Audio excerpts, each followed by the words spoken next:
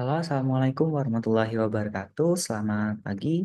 Berjumpa kembali dengan saya Pak Rizky dalam mata kuliah Sistem Informasi Agribisnis. Dalam pertemuan pertama kami, kita akan membahas atau kita akan belajar tentang pengantar Sistem Informasi Manajemen. Untuk yang belum tahu apa sih sebenarnya definisi sistem itu, mari kita bedah satu persatu ya. Secara definisi, sistem merupakan sekumpulan unsur, elemen, atau kegiatan, atau bisa jadi prosedur, yang saling terpadu dan bekerja sama satu sama lain, di mana keberadaannya itu membentuk sebuah fungsi untuk mencapai suatu tujuan.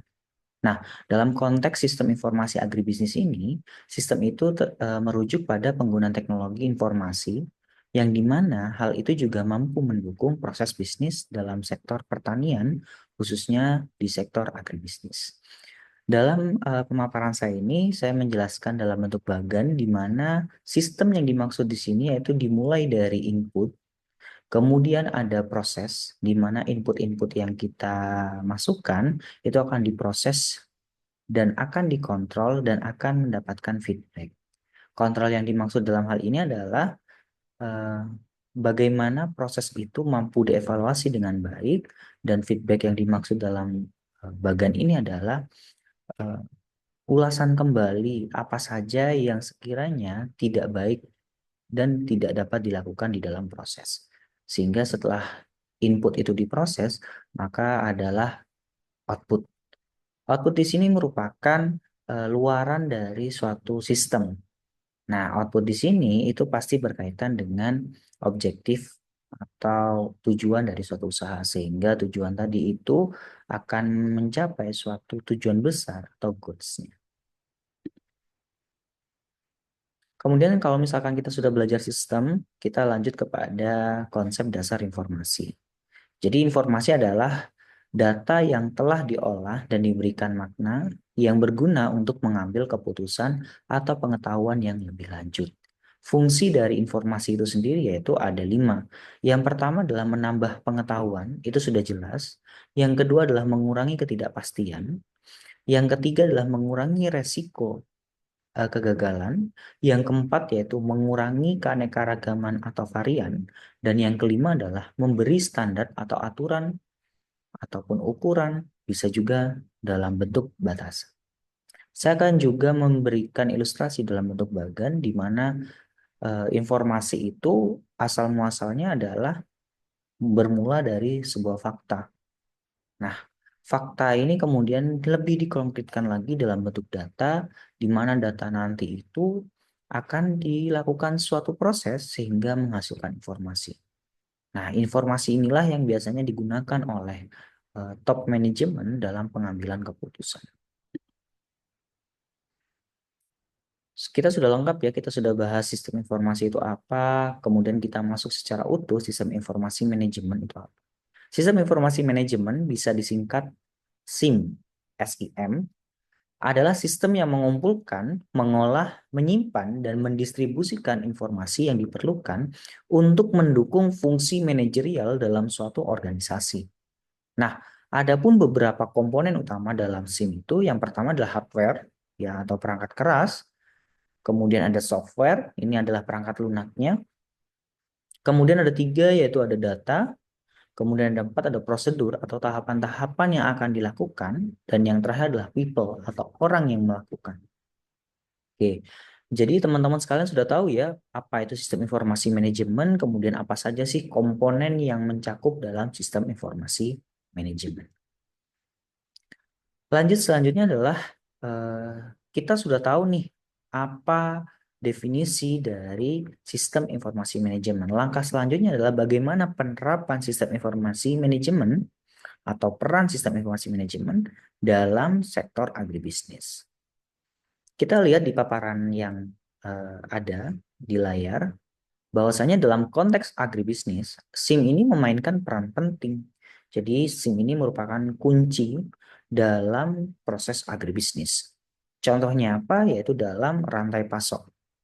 Kemudian ada memonitor produksi, kemudian mampu menganalisis pasar, yang dimana ketiganya ini akan membantu manajer agribisnis untuk mengoptimalkan produksi mereka dan mampu meningkatkan distribusi produknya, serta meningkatkan layanan pelanggan dengan memanfaatkan teknologi informasi yang tepat. Jadi kalau misalkan kita ilustrasikan dalam bentuk rantai pasok, ya, jadi konsumen yang ingin membeli suatu produk dari suatu perusahaan agribisnis itu akan gampang dan mudah terlacak dan akan lebih mudah dan gampang untuk terhubung dengan perusahaan. Jadi kalau misalkan konsumen dan perusahaan sudah terhubung, maka data permintaan, data penawaran, bahkan harga dan juga mungkin masukan yang diberikan oleh konsumen itu akan terintegrasi kepada perusahaan sehingga itu akan mempermudah perusahaan dalam menganalisis pasar. Apa sih yang dibutuhkan konsumen saat ini? Atau jangan-jangan selera apa yang dibutuhkan konsumen saat ini? Bahkan kepada feedback apa yang diinginkan oleh konsumen saat ini. Kemudian kita akan belajar apa saja jenis-jenis sistem informasi manajemen. Secara umum, sistem informasi manajemen itu yang saya ambil adalah 5. Tetapi di luar kelima ini itu banyak sekali jenis-jenis sistem informasi manajemen lainnya. Yang pertama adalah Transaction Processing System.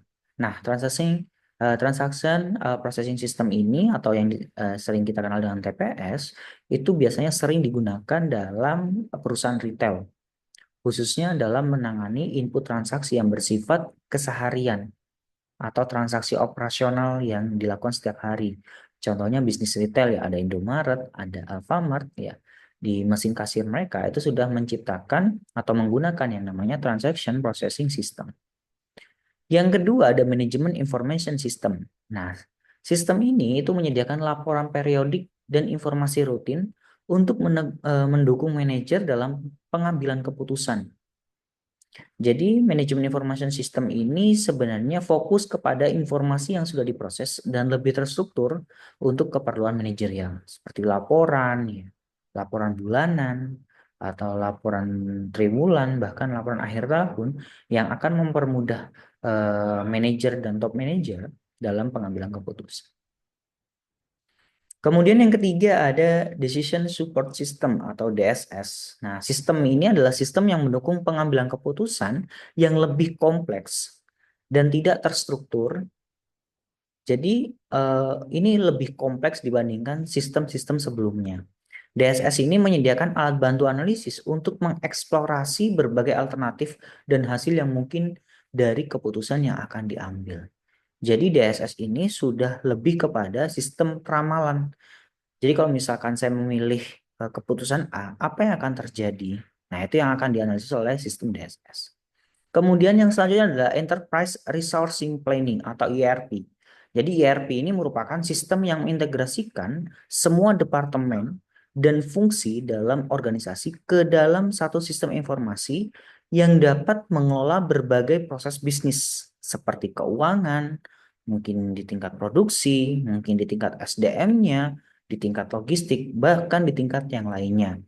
Hal inilah yang kemudian sering digunakan oleh beberapa perusahaan terkenal karena ini memadu-madankan semua proses yang ada di dalam suatu bisnis. Dan yang terakhir adalah yang sering kita dengar yaitu adalah Supply Chain Management System. Nah, Supply Chain Management System ini yang sudah kita sebutkan tadi di awal tentang rantai pasok. Nah, sistem yang digunakan ini yaitu untuk mengelola dan mengoptimalkan aliran barang dan informasi di dalam rantai pasokan. Berarti sudah jelas ya teman-teman, ada beberapa jenis sistem informasi yang sering kita lihat. Bahkan tanpa kita sadari kita sudah menggunakan sistem tersebut. Nah, apa saja sih sebenarnya tantangan dalam penerapan SIM? Nah, ini sebenarnya banyak sekali ya tantangannya, mulai dari tantangan teknologi, ya bahwasanya teknologi dalam mendukung sistem informasi manajemen yang baik itu harus menggunakan teknologi yang canggih. Kemudian tantangan SDM, bagaimana keterampilan SDM kita dalam mengoperasionalkan sistem manajemennya. Kemudian yang selanjutnya adalah tantangan keamanan privasi. Jadi seringkali yang menggunakan sistem informasi manajemen ini musuhnya adalah tentang keamanan cybernya atau keamanan data-data yang mereka inputkan di dalam satu sistemnya. Dan yang terakhir yang pasti, ya, segala hal yang berkaitan dengan teknologi itu selalu membutuhkan yang namanya biaya yang tidak cukup murah Artinya, dalam pengimplementasian SIM ini membutuhkan biaya yang cukup tinggi. Nah, ini saya sudah mencuplik nih, ada beberapa berita terkini yang sudah saya ambil tentang penerapan sistem informasi di kalangan kampus maupun di tingkat penataan tata kelola kampus. Contohnya, ini adalah ITS ciptakan SILAJA atau Sistem Informasi Manajemen Rantai Pasok Komoditas Jagung. Jadi ITS sudah berhasil menciptakan sistem informasi rantai pasok khusus untuk komunitas jagung.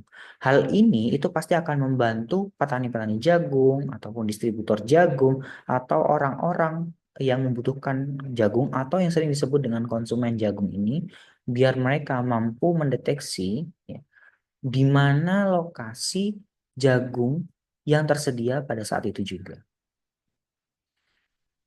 Jadi ini aplikasi ini itu ruang lingkupnya di tingkat Provinsi Jawa Timur.